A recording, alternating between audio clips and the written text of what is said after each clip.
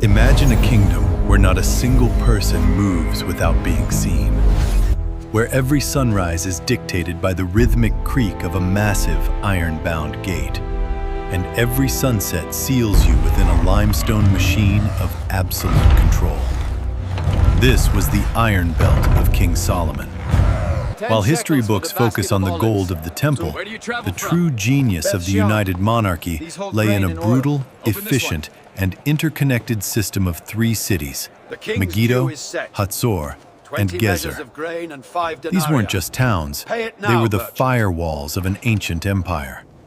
In this video, we aren't just looking at ruins, we are deconstructing a system. We will analyze how Solomon used architecture to hack human behavior, why these 3 specific locations formed an unbreakable defensive triangle, and what happens to a society when its security becomes its prison. Step inside the walls. The gates are closing. Welcome to the high-stakes world of Solomon's fortified reality. The deep dive. Context and the logic of existence. Why the machine was built. Cities in the ancient world usually grew like weeds, organically, slowly, following the curve of a river or the shadow of a hill. But the cities of Solomon's era were different. They were architectural interruptions. To understand the Iron Belt, we must look at 1 Kings 9:15, which explicitly lists the conscripted labor used to build the house of the Lord and the specific walls of Hazor, Megiddo, and Gezer. This wasn't a construction project. It was a national security deployment. Solomon didn't build these cities because people needed homes. He built them because the kingdom needed sensors. The defensive triangle. Imagine a map of Israel. Hazor sat in the far north, the eyes watching the Aramean and Assyrian horizons. Stop. Show me what Megiddo is in the sat in the Jezreel course, Valley, Master. the heart controlling the international highway, via Maris. Gezer sat to the west, the shield guarding the approach from the Philistine coast toward Jerusalem. The systemic purpose. These cities functioned as a unified circuit. If Hazor blinked, Megiddo reacted. If Gezer felt pressure, the central administration in Jerusalem knew within hours. They existed to ensure that no threat ever reached the palace doors without being filtered through 3 layers of systemic resistance. 2. Physical design. The architecture of control. When you entered a Solomonic city, you didn't walk into a town. You walked into a logic gate. The most striking archaeological evidence of this is the 6-chambered gate. Found in nearly identical forms at all 3 sites, these gates were a standardized military software applied to physical stone. We need to clear this space The for the gatehouse. grain. It wasn't just a door. Fill the breach. It was a 20-meter-long corridor with 3 rooms on each side. These chambers weren't for storage. They were for active processing. Guards stood in these pockets, creating a gauntlet where every merchant, every diplomat, and every peasant had to be scanned. Sound the trumpet. We ride The now. walls. These cities utilized casemate walls, 2 parallel walls with a space in between. In times of peace, this space served as storage or housing. In times of war, it was packed with earth and rubble, turning the thin shell into a solid, impenetrable mass. The city as a filter. The urban layout wasn't designed for comfort. We strike here at Streets dawn. were narrow to prevent It is large the only groups way from to gathering. secure the southern The city pass. was a funnel designed to move people from the gate to the administrative center and back out, ensuring that the state was always the primary witness Open to the every gate. interaction. We are the merchants. Daily the night life. is upon us. Please, The rhythm of the gearbox. Life within the walls was a masterpiece of managed routine. Every resident lived according to the state's clock. The opening of the valve. At dawn, the heavy wooden beams of the gates were lifted. This wasn't just a morning chore, it was the activation of the economic system. For a few hours, the Iron Belt became a trading post. Economic observation.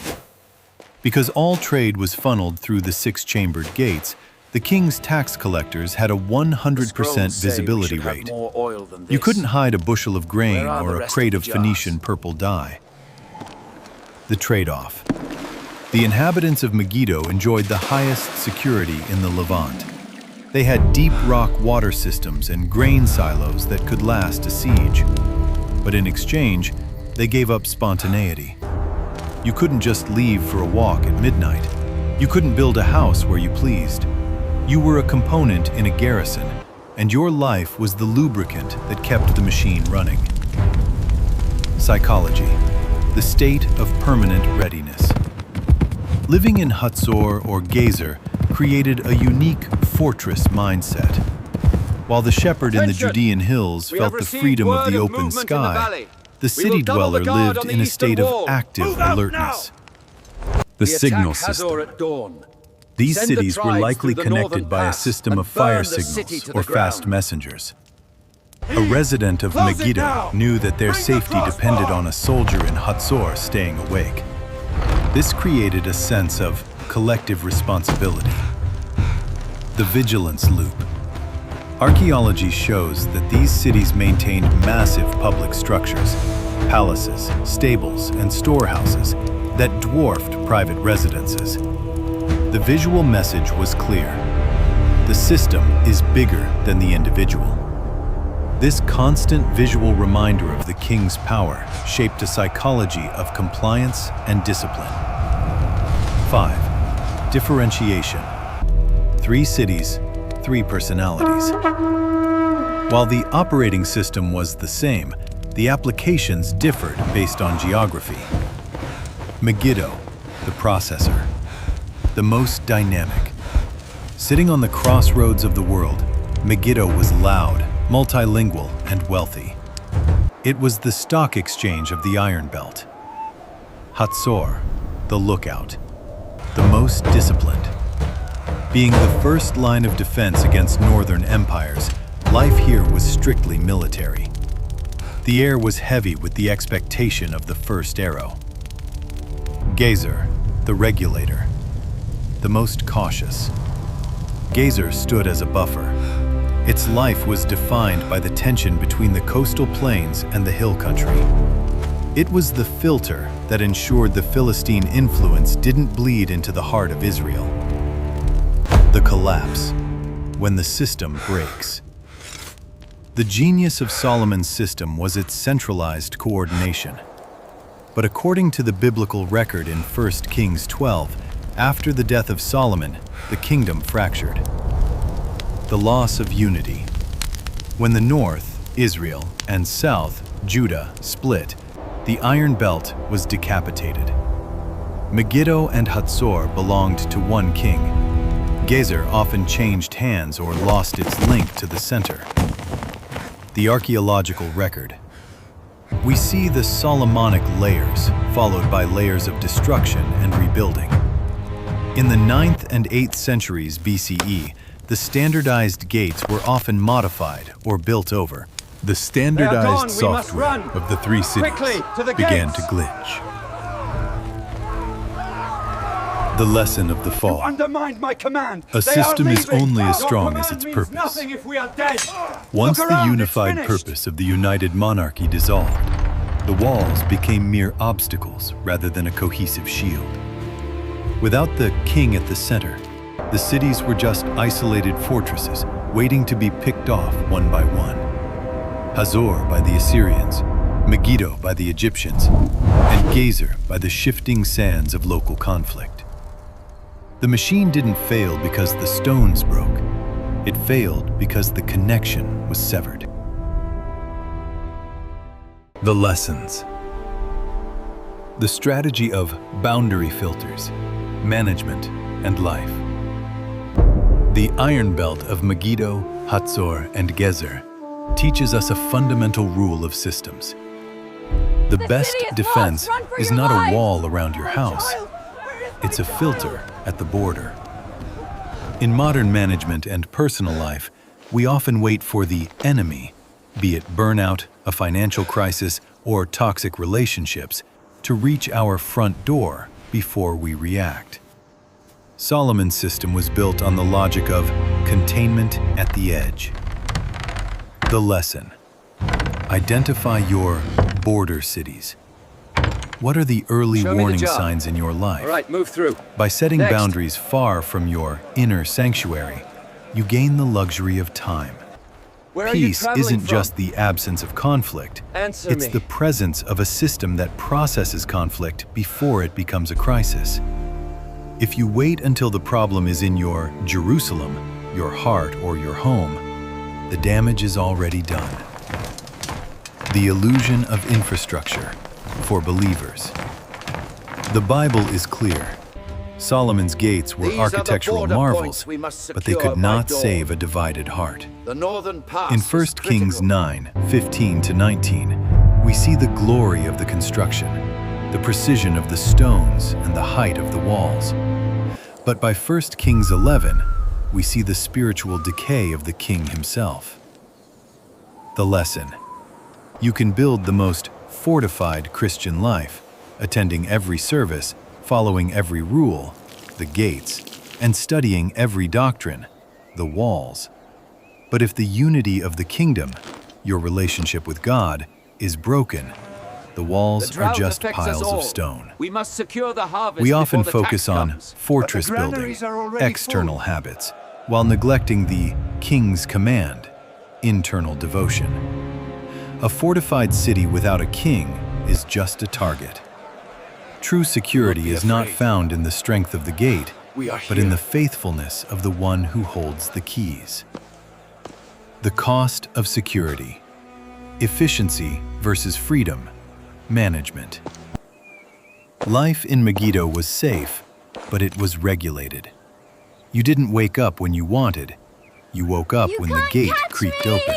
The city functioned Yes, I can. because Wait up. people became parts of the machine. The lesson: every system has a trade-off. In modern management, more control often means less innovation. If you build a life or a company that is 100% focused on security and zero risk, you create a static environment where growth dies. Solomon's cities were efficient, but they weren't organic. Leaders must ask, are the walls I built to protect my vision actually Please, imprisoning Saidi, it? let me in. A It is system sundown that is and the too road is rigid dangerous. can Gates protect you close from at the dusk, enemy, old man. You but are it can late. also Now prevent leave. the blessing of Where new are you bound, ideas from citizen? entering. Be swift and obey the rules. The power Yes, of Captain. systemic I shall. connectivity, strategic governance. Megiddo, Hazor, and Gezer weren't powerful because they were big. They were powerful because they were linked. When the kingdom split under Rehoboam, the belt snapped. A gate in Megiddo became useless Have mercy, if Hazor God. was Let no me longer in. sending signals. It is forbidden. The lesson: Gates are sealed. silos are the death of any organization. You can have the best marketing department, Megiddo, and the best product, Hazor, but if they aren't communicating under a unified vision, your kingdom will fall to the first Shishak that marches through the valley. True strength is not in individual excellence, but in interdependent reliability. If one part of your life or business is fortified, but the rest is ignored, the system is compromised. The archaeology of failure. Maintenance is vital for believers. Archaeologists find layers of destruction in these cities. Why? Because after Solomon, the maintenance stopped. The spiritual and physical upkeep was ignored. The six-chambered gates were eventually blocked off or poorly repaired.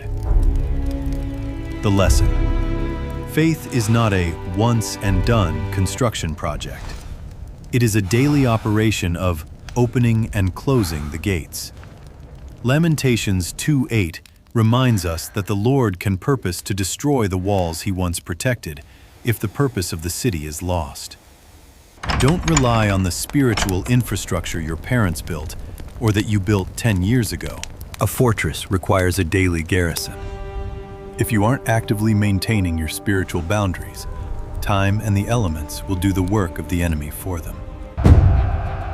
The gatekeeper mindset for everyone. In the ancient world, the elders sat at the gates. They were the ultimate filters for justice and truth. Living in a fortified city meant someone was always watching the gate. The lesson: we are the gatekeepers of our own minds. In an age of digital noise, our gates are wide open. We let every rumor, every fear, and every distraction walk right into our inner city.